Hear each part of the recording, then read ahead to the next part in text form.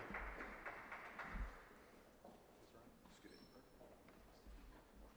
Well, good afternoon. It's great to be here. I'm in Jacksonville.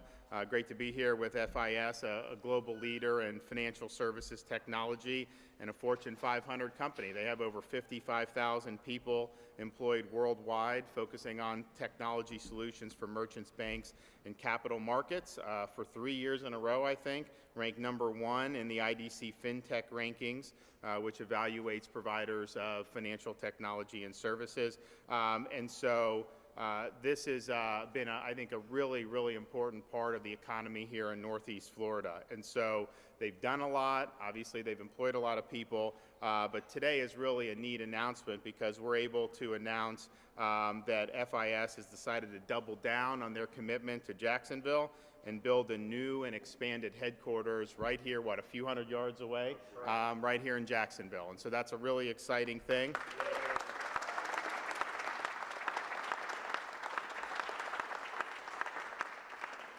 So it'll be a 12-story, 300,000 square foot building.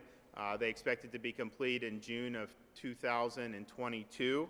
And I think the total investment is well over $100 million, about $145 million that'll be invested right here in Jacksonville. And this will also lead to them adding about 500 more employees. So I think it's great news for Florida. I think it's a great news for Northeast Florida. And I think Jacksonville has really done a good job of being a great place to do businesses for companies like FIS. And I think part of that is because the policies are good, but I think part of it is we have great workforce in Jacksonville, and there's a lot of great people that can work in these industries, and I think financial technology is definitely one of them. We are trying to grow and recruit financial technology in the state of Florida. One of the things we're doing is we're pursuing a reform in the legislative session this year called the Regulatory Sandbox, and basically what it means is we have a lot of regulations that are designed for more traditional financial institutions. With technology, you're seeing new things come online all the time. We just want to make sure we have a regulatory apparatus that will try to assist in the growth of those technologies rather than smother those technologies.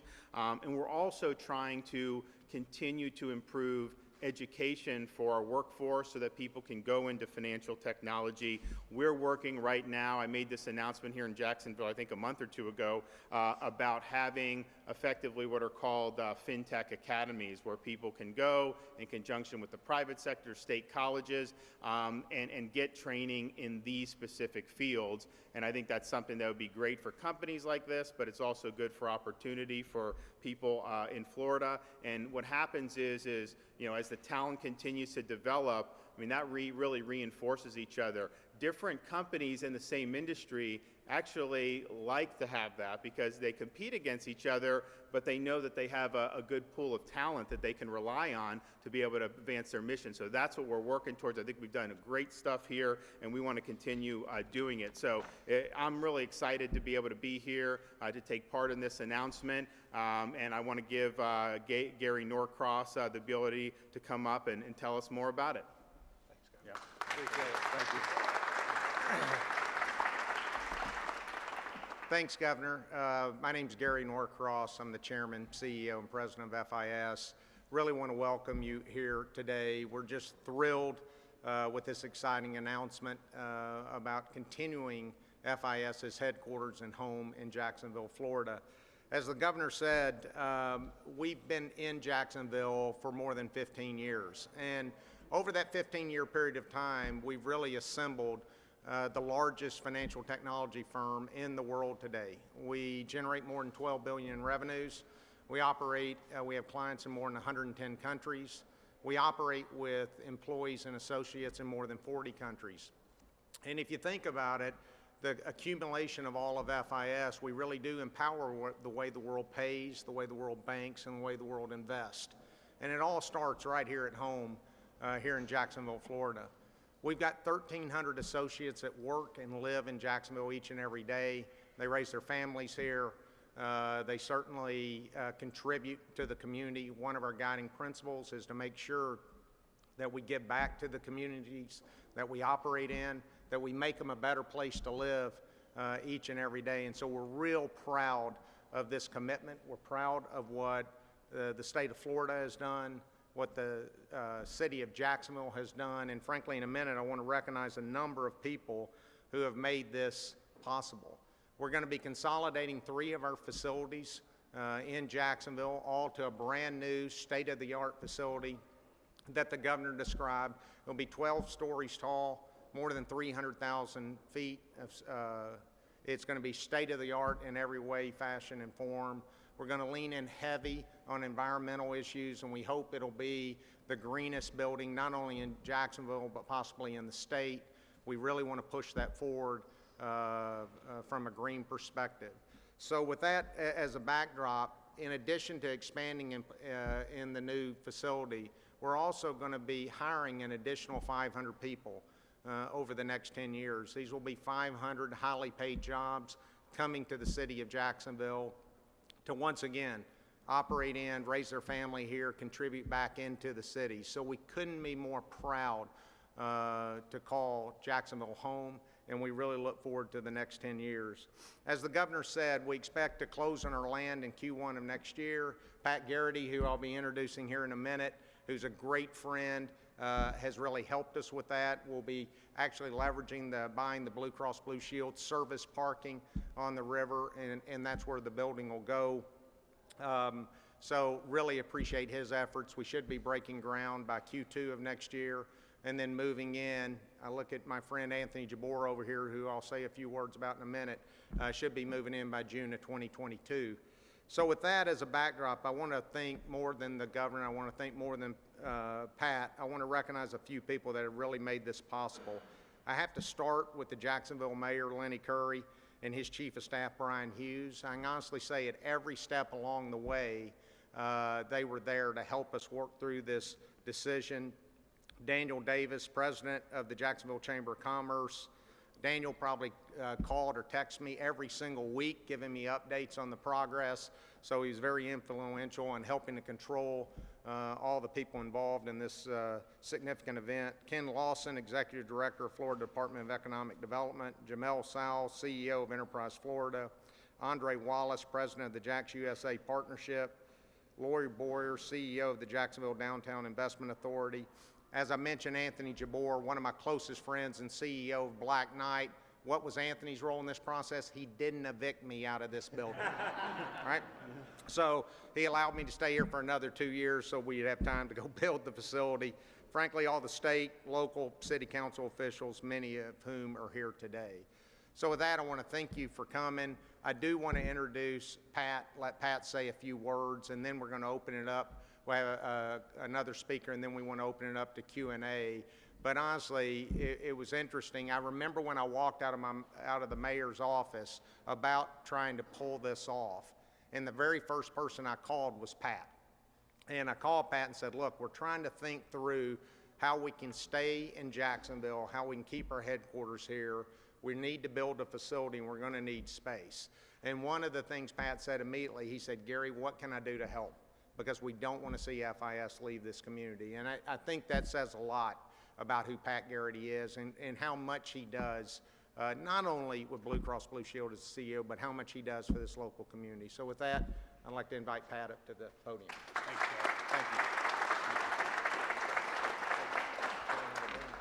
Gary, thank you. You can imagine that some difficult decisions come across your desk from day to day. But when Gary called and said, can you help FIS stay in town? That is a no-brainer. We were all in, Guidewell Florida Blue, just happy to be part of that solution in any way possible. I'm here taking some credit, but John Trevathan on my team did all the work. He was leading that effort. And when you look at this situation, you end up with an absolute win-win-win. We've added people downtown.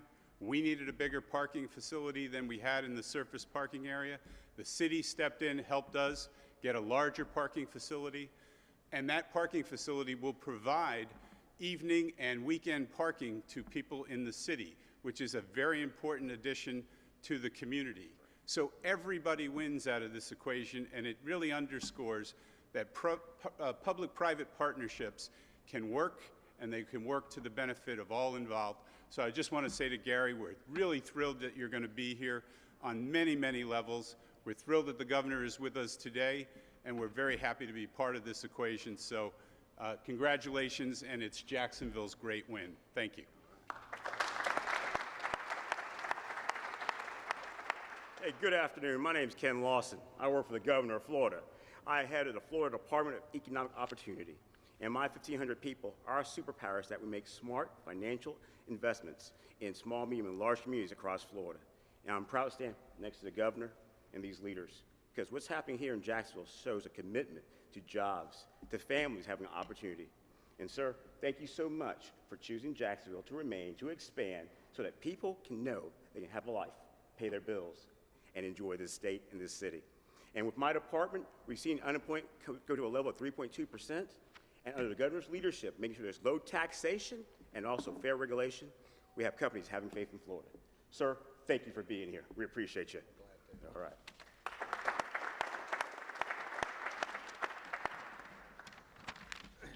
I'm Jamal Sowell, the President and CEO of Enterprise Florida. Today's grand opening is about the creation of good-paying, stable jobs. More Floridians will soon be employed in positions here, and that's good news for their families and this community. Florida has been a destination for vacations, but Florida is also the premier destination for job creators like FIS.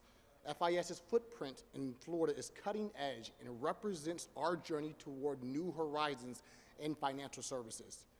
FIS and CEOs like Gary Norcross know what we want other businesses to discover. The expansion is easier, taxes are lower, and regulation is always more sensible in the Sunshine State. At Enterprise Florida, we are relentless in telling Florida's story and working with firms like FIS to be ready for new waves of innovation and economic growth. And thanks to our governor, Ron DeSantis, for spearheading the bold initiative that emphasized quality education, workforce development, and pro-business policies. Again, congratulations to Gary, the FIS team, and local economic developers on this milestone and yet another win for Floridians ready to plug into opportunities right here in Northeast Florida. Thank you.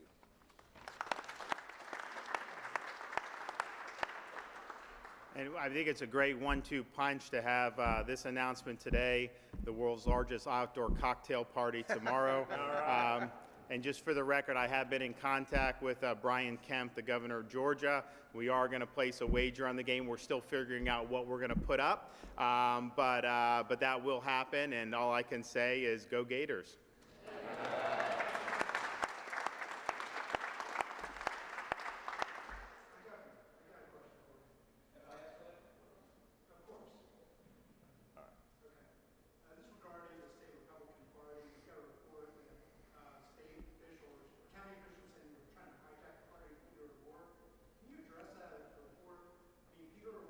Look, all I can tell you, I'm sick of this stupid scuttlebutt. I don't care what these people, anonymous Republican people, who the hell is that?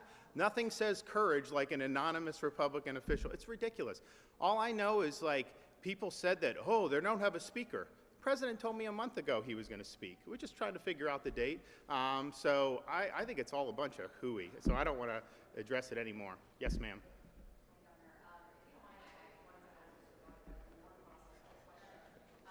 I have no idea. No.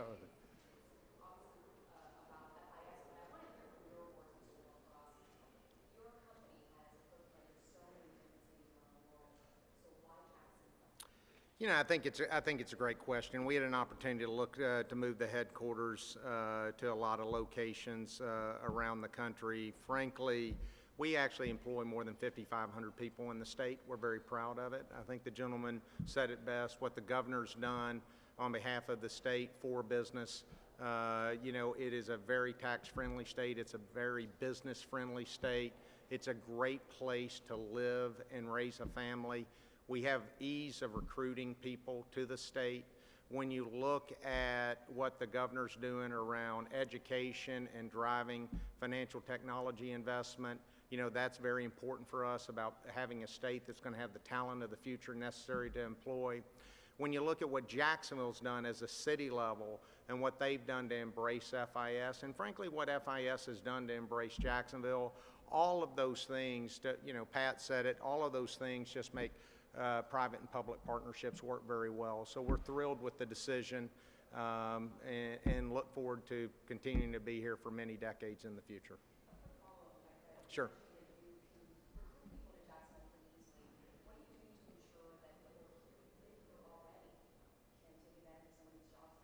Oh, look, I mean, we don't have any limits to who can take advantage of these jobs. We're looking to find talent anywhere in the world, and we bring people to Jacksonville all over the world to, in some instances, move here, in some instances to work here for a period of time. And so if we can find local resource here, partnering with the local universities, we do just that. So we have no limitations on where we look for talent, and we've actually had a great success hiring talent in the city of Jacksonville.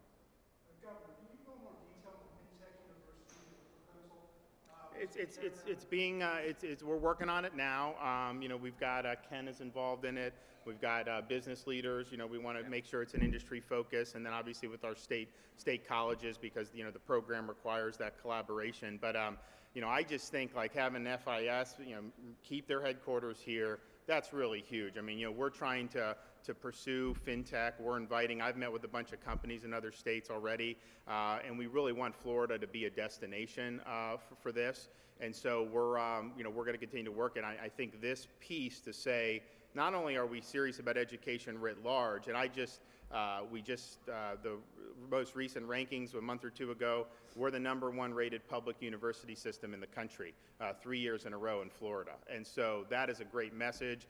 We've had a lot of great strides there. And so that general approach is important, but then specifically areas that we know are really, really important like this, man, I just think that we've got to do it. So we're looking forward to doing that and hopefully be able to have a final announcement on that pretty quickly. So thanks, everybody. Appreciate it. Thanks.